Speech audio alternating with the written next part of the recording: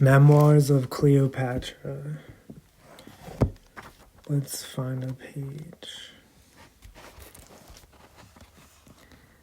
They are beasts, I said. It is beasts, not men, that I contend with. Then I myself need have no pity for them. I shuddered at the thought of them. Calling them beasts was an insult to animals. Then I had a sudden thought. What of Caesar? Their killing Pompey was to forestall Caesar coming to this part of the world. But they did not understand the likes of Caesar. Caesar came in hot pursuit of Pompey, following so swiftly that he arrived with very few troops. Our informer heard that Theodotus presented Caesar with the severed head and Pompey's signet ring. Thinking to earn his approval, instead Caesar wept, then raged at them. Where is he now? Caesar is in Alexandria, so this fellow says. He has settled himself in the palace. He does not seem eager to move on. But what is he doing there? Why was he lingering? Was Ptolemy with him? Caesar was a politician as well as a soldier. Might he become Ptolemy's next guardian? I do not know, said Mardian. Iris spoke for the first time. As long as Caesar is there, Ptolemy does not rule, she said.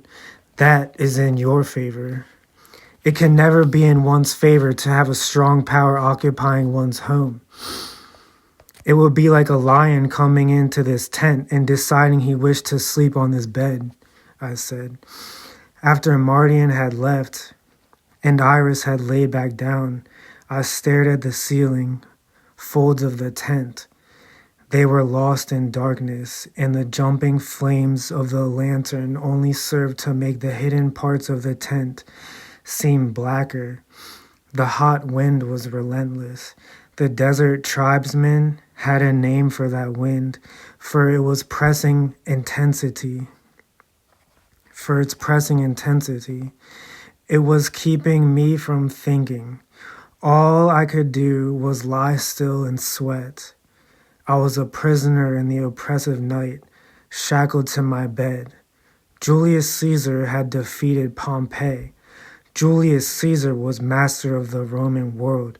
Julius Caesar was in Alexandria, living in the palace, my palace. He was daily in the presence of my brother. Why? Why was he staying? What was his purpose? I would have to go there and present my case to him. Iris was right. As long as Caesar was there, Ptolemy and his nefarious council did not rule. I could appeal to a judge over their heads. But I would have to go quickly. Every day that passed with Ptolemy having Caesar all to himself made them more likely to become allies. A fly was buzzing inside the tent, bumping from fold to fold. We had not used mosquito nets here, as we were not near swamps. Now I wish we had, for I hated flies. He was coming closer. I heard him approach and then saw by the dim lantern light where he landed. I sat up quickly, grabbed my sandal, and with one movement so swift that I could hardly follow it, smashed him. Was that how Caesar smashed his enemies? They said he moved quickly and took his opponents by surprise. He had never lost a final battle, even when outmanned. According to Mardian, he had come swiftly to Egypt with only a few troops, relying on surprise to win the day with Pompey.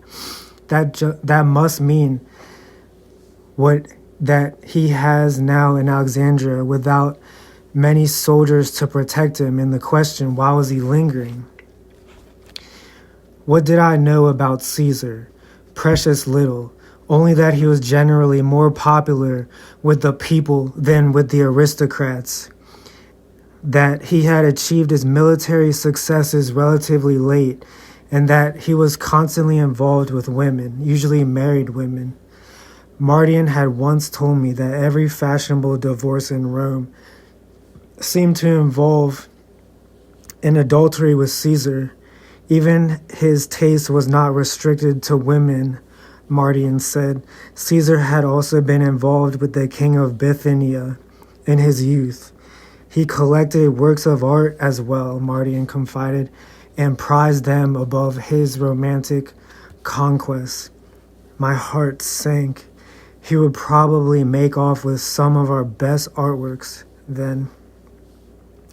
He would strip the palace of our Greek statues and our Egyptian furniture and paintings, and that stupid Ptolemy would let him. Outside there was a stirring, the first faint sounds of daybreak. I could tell the hour by a subtle shift in the way the air blew into the tent.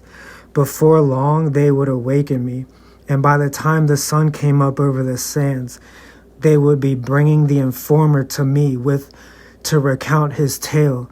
I was glad I had time to prepare for his message.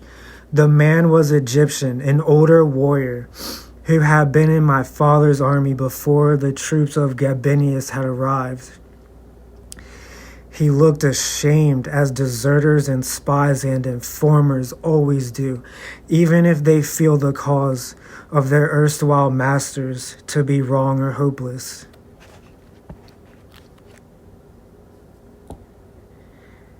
I had prepared myself for him, wearing my most regal robes. After all, he should feel that he had deserted to a queen, not a vagabond. He prostrated himself on the ground, kissing the gravel, then lifted his head. O great queen of the East, my soul is yours, and my body I lay before you to command. Yes, as it was for others before me, I thought. Traitors might be useful, but they could never be trusted. It was as Mardian reported.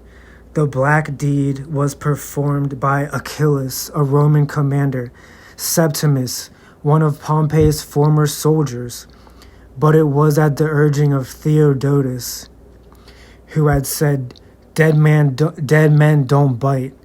Loyalty, honor, and debt were all wiped out by that practical advice. And so Pompey was slain on the very shores where he had come to seek sanctuary and had every right to expect a welcome. His bleeding trunk had been tossed onto the sands and left there for his freed men to attempt to cremate. The poor man had been forced to go up and down the shores hunting for driftwood and was not able to find quite enough, and so the body... I stopped him there. I do not wish to know the details. It is demeaning to Pompey even to allow us to picture them. Tell me, what happened when Caesar followed? I was not there. I was sickened by what I had already seen. I was watching and waiting for an opportunity to desert. I never saw Caesar. I only heard that he was in Alexandria. Theodotus had taken the head in the ring to present to him. Caesar punished him instead. I heard Theodotus ranting about Caesar's ingratitude, but that was only a few hours before I left. Where is Achilles now and Ptolemy? Achilles is still at Pelusium facing your army. Ptolemy goes back and forth between the army and Alexandria. Caesar resides in the palace in Alexandria. The last thing I heard before I was able to escape was that he had angered the people of the city by landing as a Roman magistrate with his insignia and officials, as if he expected obeisance. And Theodotus was muttering that Caesar had claimed he had the right to arbitrate between your majesty and Ptolemy. Could it be true? On what basis could he claim that? What, to the best of your knowledge, is the state of the city? Is it well guarded? Very well. Achilles has seen to that. Every entrance is bristling with soldiers, and the harbors are blockaded. So Caesar is trapped. He does not see it that way, apparently. He does not seem alarmed. So Caesar was locked in, and I was locked out. All right, let's go to another page further along.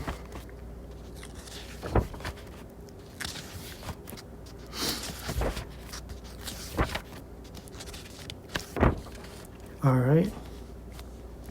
Caesar's purpose had been fulfilled. Ptolemy would be destroyed, separated from us. Who would ultimately prevail? Had he not sent him away, Ptolemy would have been able to stay on the throne with me after the war was over, claiming Caesar's victory as his own. Perhaps Ptolemy had not been altogether untruthful when he begged not to be sent away. He could see what his miserable end would be. The war now came to its height and closure. Mithridates of Pergamon, Caesar's ally, was even at the gates of Pelusium at Egypt's eastern borders. He stormed the city and took it, then began to march through Egypt to join Caesar. But Pelusium is a long way from Alexandria, and Mithridates had to march diagonally across the delta until he reached the spot near Memphis, where the Nile is but a single river, before he could cross it and head for Alexandria. Ptolemy and Arsinoe set out to intercept him, to prevent him from reaching Caesar, and hurried toward that spot on the Nile where he would be crossing. Caesar kept abreast of all this by constant stream of messengers. I will never forget him standing on the rooftop terrace of the palace and gazing out over the harbor while he formed his plan. His eyes searched the horizon as if he expected a ship, but that was just his way of thinking. Other men's eyes grow clouded and dreamy when they confer within themselves, but Caesar's were focused like an eagle's. When the sun sets, he said resolutely, "Then I go." How? I asked. I had learned that he always had a plan, and it was one I never could have guessed. Part of Ptolemy's army is blocking the route from the city. They mean to keep you bottled up here. Do we not have ships? Did I not retain sea power while destroying theirs? He smiled slowly. Tonight at sunset I will leave the harbor and sail east, in full view of the enemy. They will look for me to land at one of the mouths of the Nile. Then as darkness falls, I will turn the fleet. We will sail due west and land to the far side of Alexandria on the desert. Then we will march south, circling Ptolemy's forces, and join Mithridates. He nodded. It was all so simple for him. That was exactly what happened. I heard all the details from my messengers and the soldiers who reported each engagement. Ptolemy had taken his forces by way of his patched-up vessels down the Nile, then set up a fort alongside it on a bit of high ground protruding above the marshes. Caesar approached to the shock of the Egyptians, and they sent out cavalry to stop him. But the legionnaires forded the river by makeshift bridges and chased the rebels back into the fort. The next day, Caesar's forces attacked the fort, having ascertained that the highest sector of it was weakly guarded because it was the most naturally secure point. They stormed it, and the Egyptians, in a panic to escape, hurled themselves over the walls, heading for the river. The first wave of them tumbled into the encircling trench and were trampled to death by those behind them, who rushed to the little boats and attempted to paddle away in the reeds and papyrus. The boats were never meant to hold so many, and they sank. Ptolemy was on one.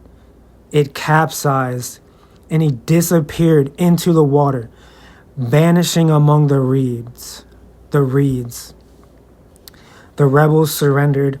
Arsinoe was brought before Caesar, her hands behind her back, her dress spattered with swamp slime, her shoes gone.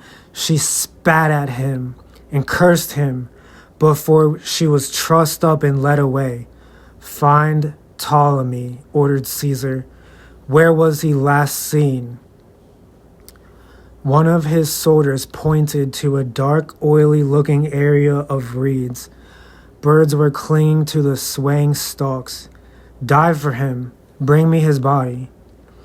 He knew that a drowning in the Nile was considered sacred to Osiris, and he also knew that a king who mysteriously disappeared had the potential of reappearing years later in the form of an imposter. It was nasty business.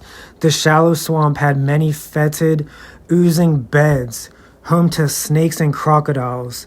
Time and time again, the men emerged from the water, gasping for breath, covered with black, decaying matter, empty-handed.